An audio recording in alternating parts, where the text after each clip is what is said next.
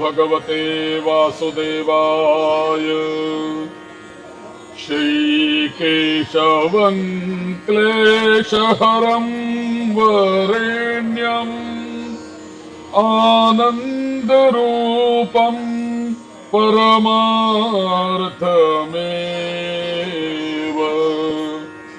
नानामृतं दोष हरन्तु राज्ञा आनीतमत्रैव पिबन्तु लोकाः।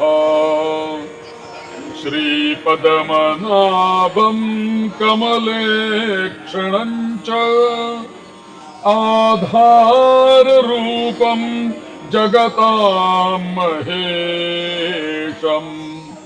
नामामृतं दोष हरन्तु राज्ञा आनीतमत्रैव पिबन्तु लोकाः। पापापहं व्याधि विनाशरूप आनन्ददं दानवदैत्य नाशम्। नामामृतं दोष हरन्तु राज्ञा आनीतमत्रैव पिबन्तु लोकाः। सौख्यमनन्तरूपम् नामामृतं दोष हरन्तु राज्ञा पिबन्तु लोकाः। विषवाधिवासं विमलं विरामम् रामाभिधानं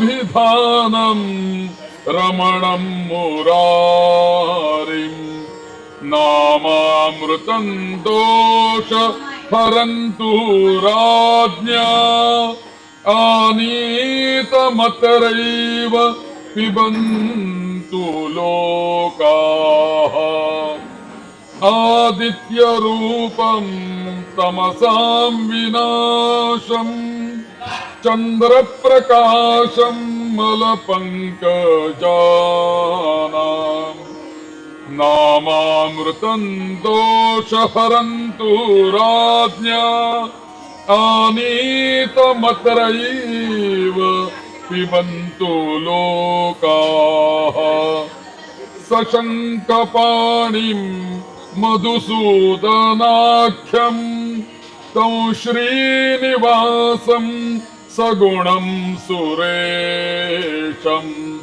नामामृतं दोष हरन्तु राज्ञा आनीतमत्रैव पिबन्तु लोकाः।